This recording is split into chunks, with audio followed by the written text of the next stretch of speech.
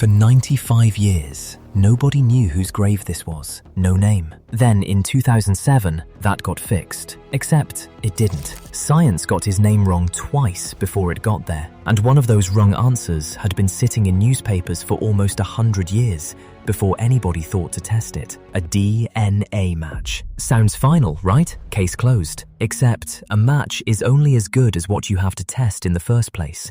And a century in the ground doesn't leave much. Nobody here lied to anybody. What this case actually shows is that sounding sure and being right are not the same thing. And it took this family way too long to find that out. The boy in that grave is Sidney Leslie Goodwin, 19 months old. Youngest of 6, Frederick and Augusta Goodwin's kids, out of Wiltshire, England. Lillian, 16, Charles, 14, then William, Jesse, Harold, all the way down to Sidney at the bottom of the pile. Frederick worked as a printer. In 1912, the whole family was packing up for New York, all 8 of them, selling whatever they couldn't carry, chasing a job near a new hydroelectric plant where Frederick's brother had already moved and written home saying there was work waiting. They'd booked a ship, the New York. Then a coal strike hit that spring, one that had already stranded ships up and down Britain for weeks, and the crossing got cancelled. So they got bumped onto a different ship, the Titanic. All 8 got on board. All 8 died on the 15th of April. Out of a family that size,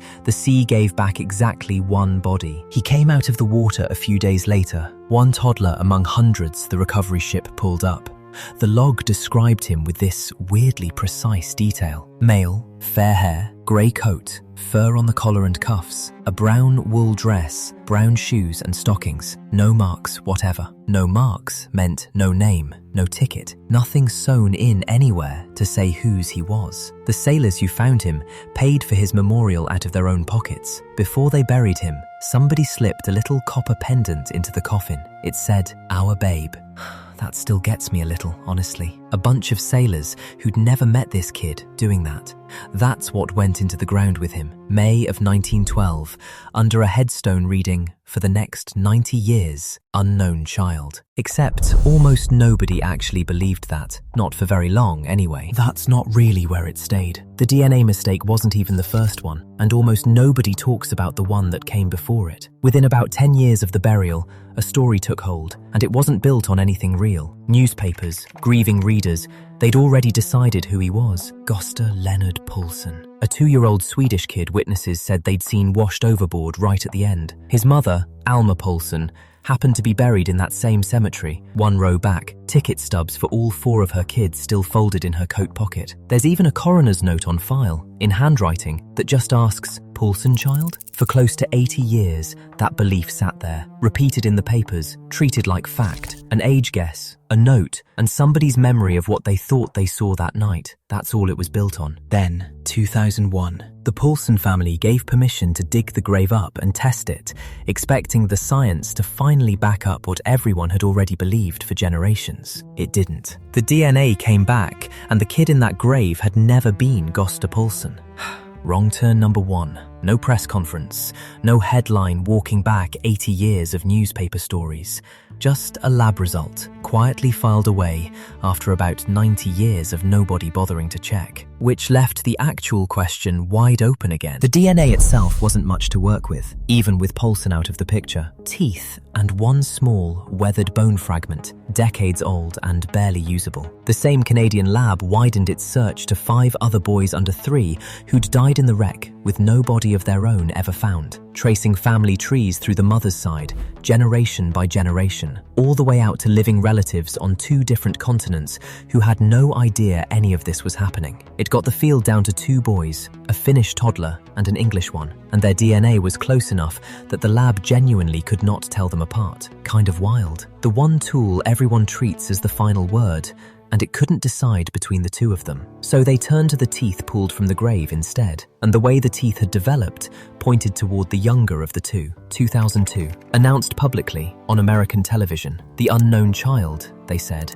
was Eino Viljami Panula, 13 months old, Finnish, his whole family gone in the wreck too, his mother and 4 brothers, and his own body never found either.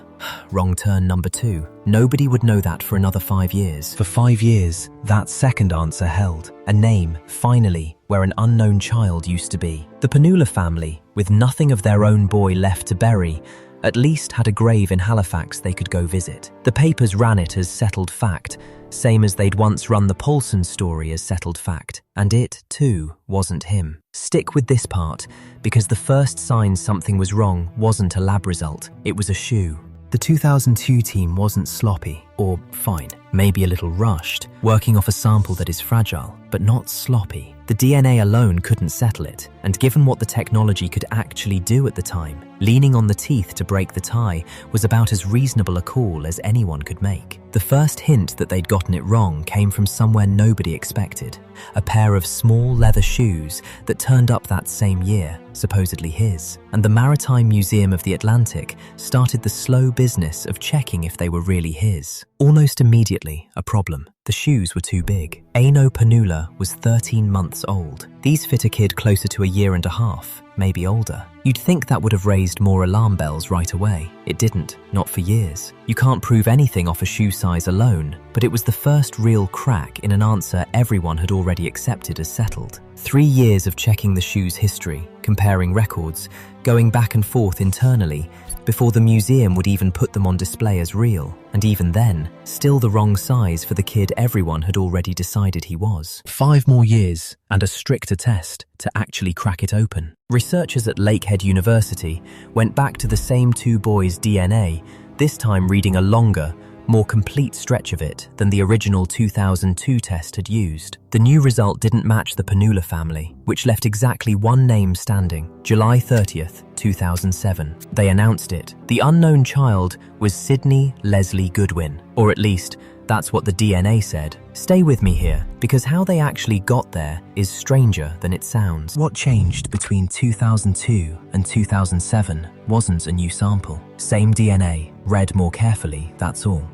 Kind of a letdown actually, for 5 years of work. This kind of testing doesn't work like a fingerprint, one clean yes or no answer. It works by comparing a specific stretch of a person's genetic code, and back in 2002, they'd only read a short piece of that stretch, kind of like checking one paragraph of a page and calling the whole thing a match. That's just as far as technology could take you back then. The 2007 retest read a longer, more complete piece of that same code, and that extra length was enough, finally, to rule Panula out for good. The evidence hadn't lied the first time around. Nobody had read it closely enough yet, and even getting it right once, as it turned out, still wasn't going to be enough to put this whole thing to rest. Even then, the team wouldn't call it finished. There was no bone left for a second physical retest, so a separate lab, the Armed Forces DNA Identification Laboratory out in Maryland, pulled DNA from a tooth instead, and ran their own independent check using a stricter standard than the original test had used. It held, around 98% sure, the kind of number most investigations would call it a day on. The researchers still wouldn't call it final. Alan Ruffman, who'd spent months tracking down all those family trees, said later that he and lead researcher Ryan Parr never made any kind of formal announcement of their own. In his words, they were gun-shy, and they'd rather wait for a peer-reviewed journal to check their work first, before saying anything publicly.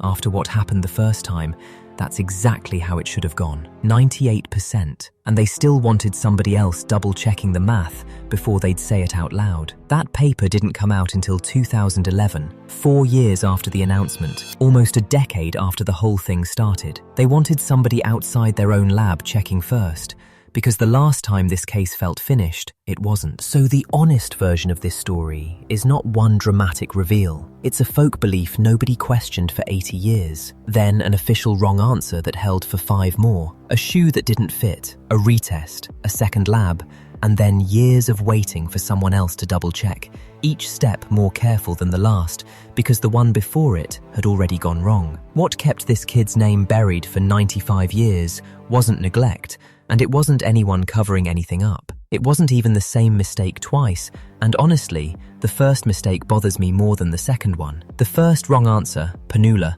came from real science limited by whatever tools existed at the time, and that's forgivable. That's just where the technology was in 2002. The second wrong answer, Paulson, came from something almost nobody thinks to question in the first place. A comforting coincidence people wanted to believe, repeated so often, it just hardened into fact without a shred of testing behind it for 80 years. And that one's on all of us, not on the scientists. In 1912, there was no forensic tool on Earth that could have named this kid, full stop. In 2002, the tools existed, but they weren't good enough yet, and a fragile, degraded sample handed everyone a confident wrong answer instead of an honest, uncertain one. It took a longer stretch of DNA, a second lab, and a stricter standard than the field had ever used before to close that gap. Not sure a gap like that ever really closes for good. That's a different question, and probably not one this video can answer. Today, Sidney Goodwin's grave in Fairview Lawn Cemetery